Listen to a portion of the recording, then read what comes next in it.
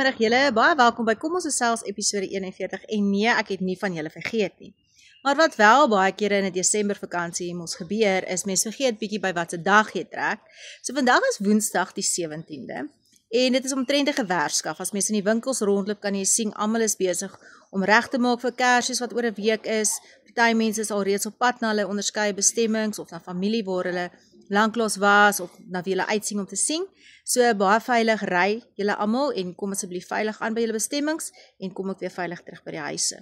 Nou, aangesien 'n mens soms so vergeet wat se dag dit is, raak jy ook 'n bietjie agter met die nuus en toe het ek gedink ek wil graag julle net vinnig op hoogte bring met wat die naweek met die sport gebeur het. Nou, verbeel jou gou vir 'n oomblik, jy is 24 en jou naam is Jaden Shaper en jy kom eerstens tweede by die Netbank uitdagreeks en dan wen jy die volgende naweek die Alfred Daniel beker. Wat 'n ongelooflike prestasie en sekerlik moet dit vir hom 'n droom wees wat waar word. So baie geluk, Jaden Shaper.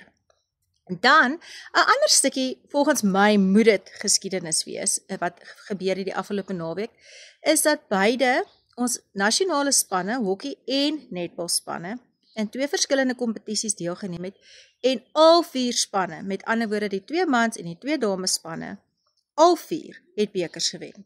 So die mans en dames hokkie spanne het aan die Nkosi beker deelgeneem en hulle het daar met die laure weggestap.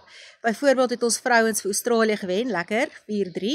So baie geluk aan hulle en ek dink dit is 'n lekker prestasie en ek sien ons hokkie is besig om baie mooi op te tel.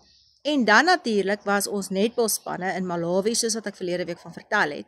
En beide ons mans en dames Protea spanne het ook daar met die beker weggestap. So ek voel dit moet regtig waar geskiedenis wees. 2 sporte, 4 internasionale spanne en al 4 wen op dieselfde naweek die beker vir Suid-Afrika. So wel gedaan, baie geluk aan julle. Nou ja, daar is natuurlik rugby en ek moet dit nou ongelukkig erken, maar die Stormers speel op die oomblik kookwater rugby, so baie geluk aan julle.